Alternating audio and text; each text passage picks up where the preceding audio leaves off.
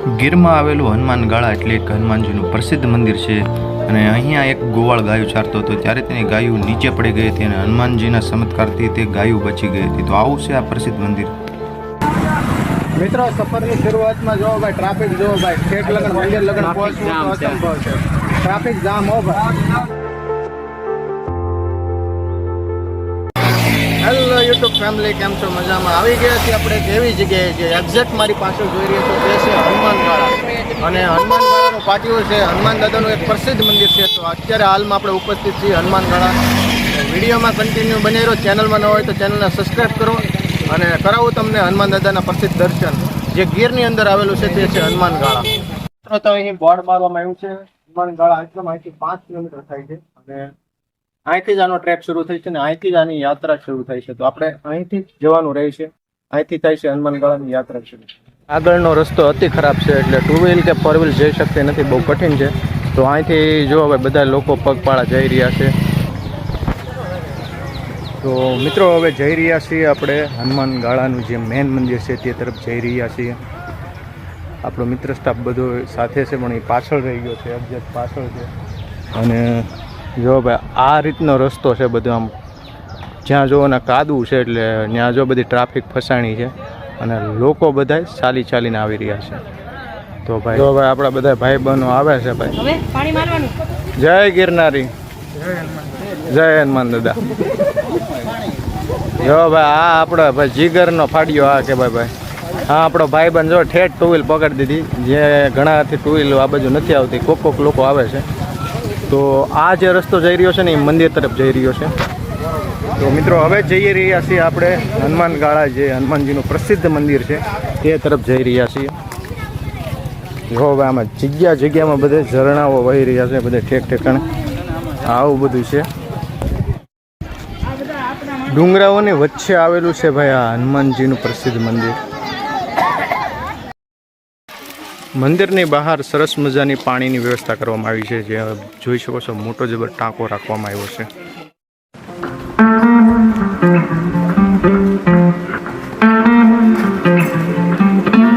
હનુમાન ગાળાનું પ્રસિદ્ધ મંદિર આવેલું છે ખાંભા તાલુકાથી 70 કિલોમીટરના ડિસ્ટન્સે આવેલું છે અને મહુવાથી 100 કિલોમીટરના ડિસ્ટન્સે આવેલું છે. તો ભાઈ જે જંગલની ઝાડીઓ તમે જોઈ શકો છો.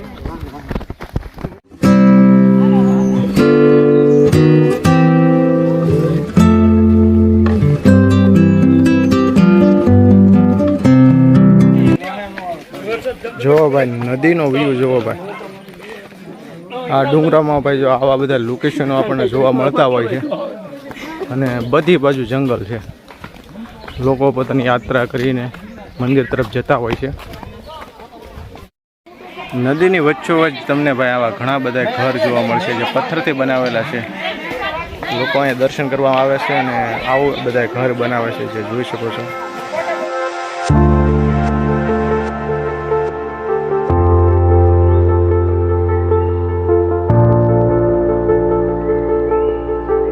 ફ્રેન્ડ્સ, તો આપણે પહોંચી ચૂક્યા છીએ હનુમાન ગાળાના અડધા સફરમાં. અને ભાઈ જે અહીંયા એક નદી છે, સુંદર મજાનું પાણી વહી રહ્યું છે, જોઈ શકો છો.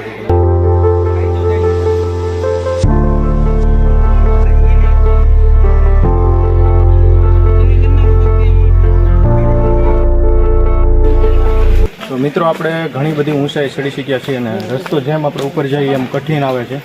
ચઢાણ બહુ વધારે આવે છે અને પથ્થરોની ઓલી બાજુ છે હનુમાનજીનું મંદિર. તો હનુમાન દાદાના દર્શન કરીએ. મંદિરની આપણે હાવ સમીપ મંદિરની હાવ નજીક પહોંચી ચૂક્યા છીએ પણ ચડવું બહુ કઠિન છે કારણ કે જેમ બને એમ પથરીલો રસ્તો છે, રોડ બોર્ડ નથી અને ચાલીને આવવું પડતું હોય છે. તો ચાલો હનુમાન દાદાના દર્શન કરીએ.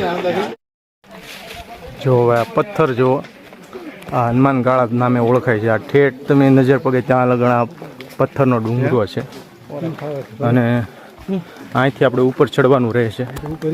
હવે મિત્રો, અહીંની ચડાઈ બહુ અતિ કઠિન છે કારણ કે અહીંયા કોઈ સીડી નથી, દાદરા નથી, પથ્થરના પગથિયા છે અને આવા રસ્તાઓથી આપણે ચાલવું પડતું હોય છે.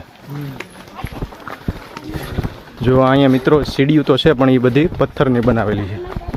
તો આ પથ્થરની સીડીઓથી આપણે ચાલવું પડતું હોય છે. આવા બધા દાદરા છે અને જો ભાઈ આને કહેવાય છે હનુમાન ગાળા. હનુમાન ગાળો કહેવાય છે કારણ કે આ પથ્થરનો આખો બનેલો છે. હવે મિત્રો આપણે મંદિર તરફ જઈ રહ્યા છીએ. તો મિત્રો અહીંયા એક એવું ઝાડ છે જેમાં લોકો પોતાની માનતા પૂરી કરે છે ને એમાં સિક્કાઓથી આખું ઝાડ ભરેલું છે. જોઈ શકો છો આખા ઝાડની અંદર સિક્કા ભરેલા છે. જ્યાં નજર પડશે ત્યાં સિક્કા ભરેલા છે. જો આખું ઝાડ છે ને ભાઈ, લોકો દર્શન કરીને આવે અને માનતાઓ પૂરી કરે છે ને ઝાડની અંદર આ રીતે સિક્કાઓ ખૂતાડવામાં આવે છે. અને હવે એક પ્રસિદ્ધ ઝાડ તરીકે પણ ઓળખવામાં આવે છે. અહીંયા એક હનુમાન દાદાનું એક બીજું પણ પ્રસિદ્ધ મંદિર છે જ્યાં પણ સિક્કાઓ મૂકવામાં આવે છે અને આ રીતનું એક પથ્થર દ્વારા હનુમાનજીનું પ્રસિદ્ધ સ્થાન છે. તો હવે આપણે જઈ રહ્યા છીએ મેન મંદિર તરફ. તો ભાઈ થોડોક બધા મિત્રો પોરો ખાઈ લે. બધા લોકો થોડાક થાકી ગયા છે કારણ કે ટ્રેક બહુ લાંબો હતો, પથ્થરવાળો રસ્તો હતો, એટલે બધા લોકો થાક ખાઈ લે. અને જો ભાઈ ઘણા બધા લોકો દર્શન કરીને આ બાજુ આવી રહ્યા છે.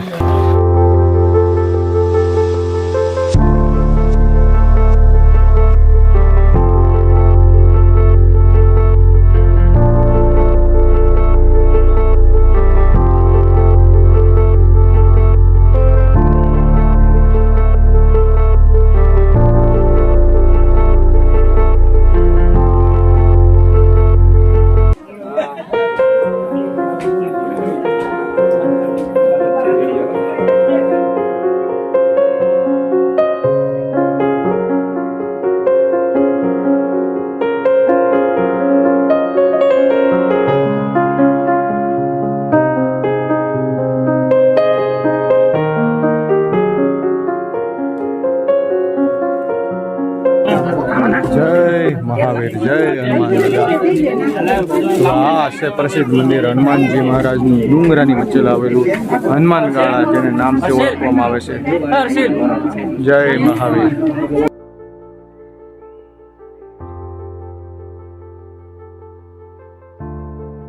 મિત્રો તમે શ્રીફળ વધેરવાની વ્યવસ્થા આ બાજુ છે, તો અહીંયા તમે શ્રીફળ વધેરી શકો.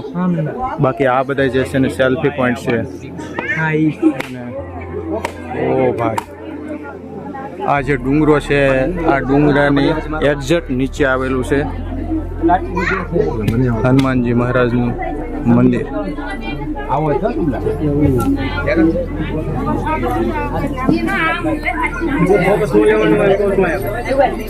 અને ભાઈ આખું ડુંગરાની નીચે આવેલું મંદિર છે. જ્યાં તમારી નજર પહોંચે ત્યાં મોટો જબર ડુંગરો છે અને ડુંગરાની નીચે આવેલું છે આ અદ્ભુત મંદિર. આ હતું હનુમાનજીનું પ્રસિદ્ધ મંદિર હનુમાન ગાળા. અને તમે ડુંગર પણ જોયો, કેવડો વિશાળ ડુંગરની નીચે આવેલું હતું મંદિર. તો હવે અમે જવાના છીએ જે કહેવાય કે તુલસી શ્યામ છે. આની પછીનો અમે એક મંદિર લેવાનું છે તુલસી શ્યામ. તો એ વિડીયો પણ જોવાનું ભૂલતા નહીં. તો મળીએ પાછા એક નેક્સ્ટ પાર્ટમાં. ત્યાં લગન બધાને હર હર મહાદેવ, જય શ્રી રામ.